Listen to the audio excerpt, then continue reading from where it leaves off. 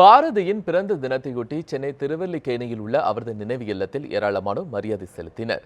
மகாகவி பாரதியாரின் 134வது பிறந்த நாள் இன்று கொண்டாடப்படுகிறது. இதையொட்டி திருவல்லிக்கேணியில் உள்ள பாரதியார் நினைவு இல்லத்தில் காங்கிரஸ் மூத்த தலைவர் குமரி அனந்தன் அவரது திருவுருவ சிலைக்கு மாலை அணிவித்து மரியாதை செலுத்தினார். பின்னர் பேசிய அவர் பாரதியார் திருவல்லிக்கேணிக்கு வர காரணமாக இருந்த சம்பவத்தை நினைவு கூர்ந்தார். புதுச்சேரியில் மகாகவி பாரதியார் தங்கியிருந்த குயில்பாட்டு எழுதிய மாந்தோப்பிற்கு பாரதி குயில்தோப்பு என்று பெயரிட முதலமைச்சர் நாராயணசாமி கேட்டுக் கொண்டுள்ளதாகவும் அந்த கோரிக்கை விரைவில் நிறைவேறும் என்றும் நம்பிக்கை தெரிவித்தார்.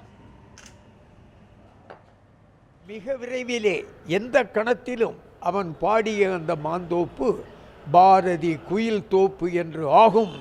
பாரதியினுடைய புகழ் வாழ்க, பாரதியினுடைய கனவு நனவாகுக என்று அதற்காக உழைப்போம் என்று சபதமேற்று பாரதியினுடைய பிறந்த நாளிலே அதனை உறுதியேற்று அந்த பாரதிக்கு நாம் அஞ்சலி செய்வோமாக.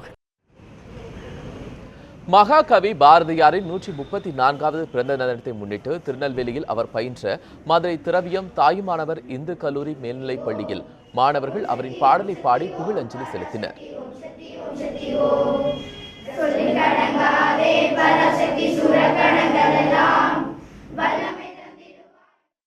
பாரதியார் படித்த மதுரை திரவியம் தாய்மானவர் ஸ்கூல் படிக்கிறேன். நான் இங்கே ஸ்கூலில் படிக்கிறதுக்கு நான் ரொம்ப பெருமைப்படுறேன். பாரதியார் படித்த கிளாஸில் நாங்கள் ட்ராயிங் வரைஞ்சிட்ருக்கோம். நான் பாரதியார் பெண்களுக்காக நிறைய பாடல் பாடியிருக்காரு. பெண்கள் உரிமைக்காக ரொம்ப பாடுபட்டிருக்காரு. பாரதியோட வகுப்பறையில் இப்போ நானும் இருக்கேன்.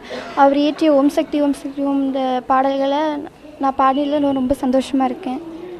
அது மட்டும் இல்லாமல் இந்த நேரத்தில் நான் பெண்களுக்காக உரிமையாட்டு பாடியவர்களுக்காக நான் ரொம்ப மகிழ்ச்சியாக இருக்கேன்.